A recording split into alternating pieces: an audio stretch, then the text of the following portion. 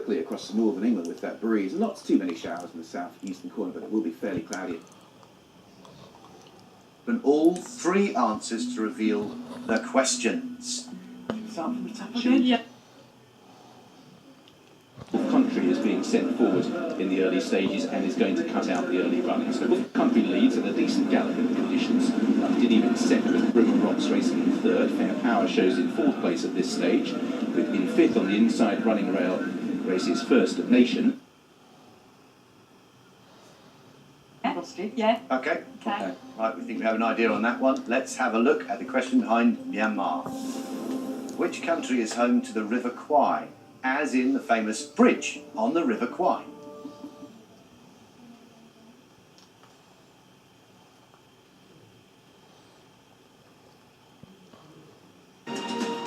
Hello, good afternoon. You're watching BBC News with me, Simon McCoy. The headlines are just after 2:30. The Duke of Edinburgh will today retire from royal duties after attending his final solo public engagement, meeting with Royal Marines. An emergency operation is underway after up to 70 army cadets aged between 12 and 17 got into difficulties on the Mourne Mountains in Northern Ireland. Medical staff are treating several of the children at the scene. Prison governors have warned that the prison service in England and Wales is in crisis, writing an open letter criticising the government's management of the system. 4 members of a West Midlands terrorist cell have been found guilty of plotting a Lee Rigby-style terror attack aimed at police and military targets. New security measures at EU airports have left holidaymakers facing long queues and delays, with the European Commission saying that the delays are the price of security.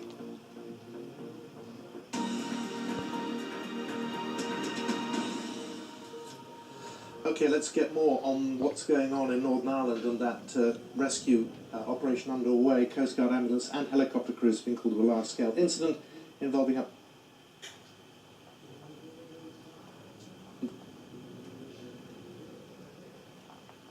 have got into difficulties. Medical staff are treating several of the children at the scene. It's thought for exposure. Weather conditions there have been very poor.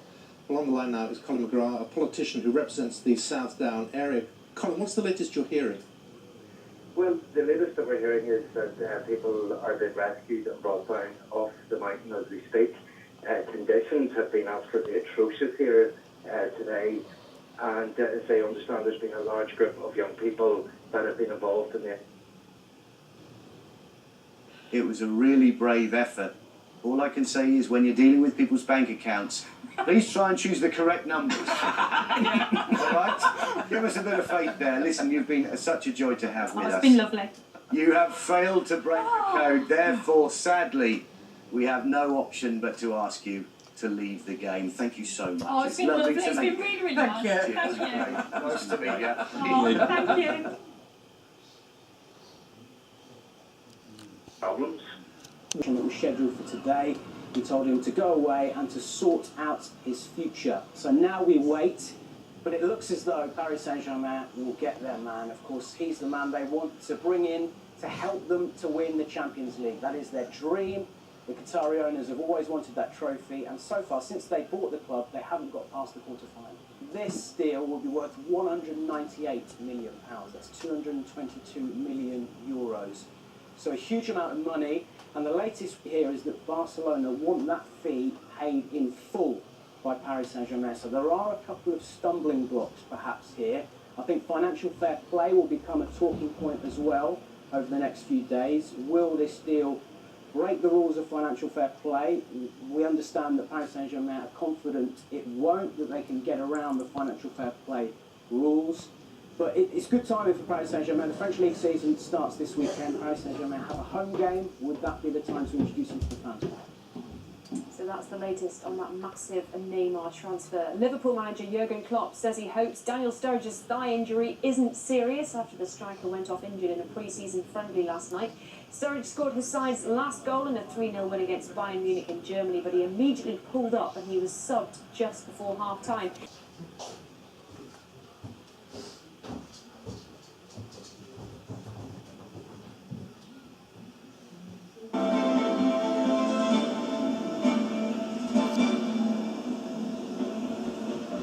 Good evening and welcome to ITV News Anglia. Here's a look at tonight's main story. A man shot dead by armed officers. An inquest hears he tied up 2 of his children and threatened to kill himself after learning his marriage was over. The police warning after a woman was raped as she walked home on a night out. If you are going out for the evening, think ahead of how you're going to get home. Perhaps go with somebody, or better still, make sure you've got a pre-planned leave. Would you think about what you're doing and be more vigilant?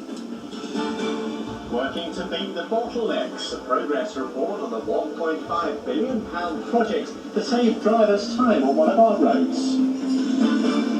And how Norfolk...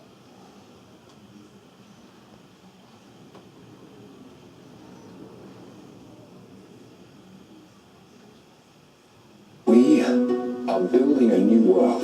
That is why I bring with me maids to make wives. When I found you on that wharf, Silas, it changed everything.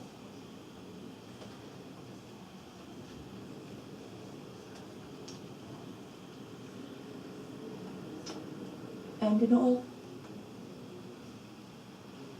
3 times. A basketball hoop is how many times higher off the ground than the men. By the end of the decade, there'll be 66 for both, the reform coming in stages. The result is more than 1 million women in their early 60s having average weekly incomes £32 less than they would have been. The hit would be bigger but for the fact that many are working. 18% are living in poverty. That's on under £237 a week for a couple. Perhaps the group who are worst off in this reform are the ones who want to work, perhaps retire a bit later, but are unable to do so. Perhaps they can't find work or their health prevents them from being able to do so. Women have been campaigning for compensation, with the complaint that they weren't given enough warning, so they couldn't plan to work on or save more.